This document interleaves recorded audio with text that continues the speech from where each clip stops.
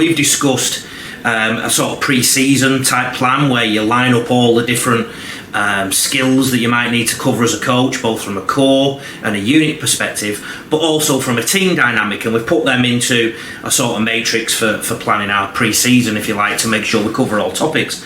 But what about any given session or any given week?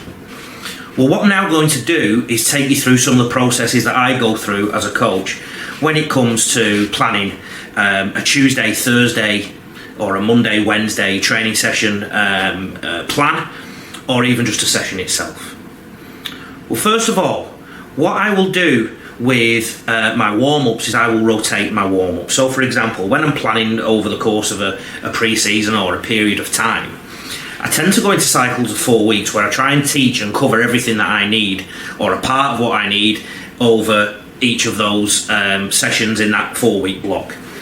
So what I will do is I'll rotate my warm-up. So for example, instead of just doing grip, pass, catch, carry for a warm-up, other things you can do: 3v2, 20 passes, rhythm runs. You can play a game such as double-double or find space. There are many other things that you can do that I've probably not put online for you, such as offside touch to warm up. You can play any game really to get you going. And you rotate those warm-ups. Another one I'm very keen on is a whip pass warm-up, which you'll see on the videos on what to coach and how to coach it, because what that does is it gives a player a range of passing. It's actually a very, very good cardio workout as well, because you can throw some jogging and some sprinting in there too. So I'll rotate the warm-ups, so I'll put them in first. The other thing, over a Tuesday and a Thursday sort of breakdown, or a Monday and a Wednesday, I'll try and make sure that during that time I cover 50% defence and 50% offence. Now, that's measured by time. So for example, if you're training for an hour and a half, 45 minutes defence on a night and 45 minutes offence, or you spread it across the 2 sessions. If, for example, you don't and you end up going too much defence one week, then all you do is you just drop it down. So if you go 60-40 one week, go 40-60 the next. So that's what I tend to do.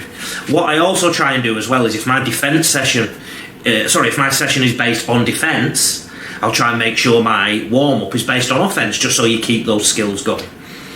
I will say this as well, that when you are introducing your skills, you've got to sort of bring them in order. So don't get them to do decision-making type stuff such as a 3v2 until you've taught them how to grip, pass, catch, carry.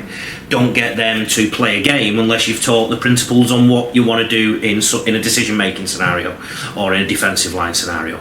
So there's some pointers there on how to sort of plan across a week or across a spectrum of time. The other thing you've got to think about is conditioning.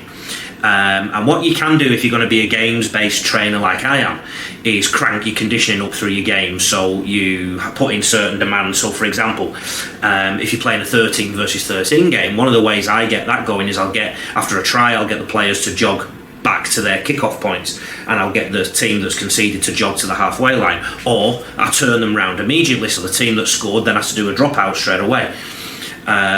Give time limits or time targets for players to get back behind the defensive line or back into position to make them sprint or run hard at least.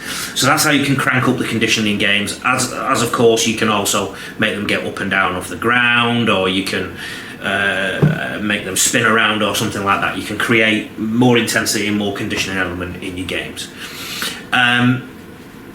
If not, what you need to do for your conditioning is let your conditioner take some of the session.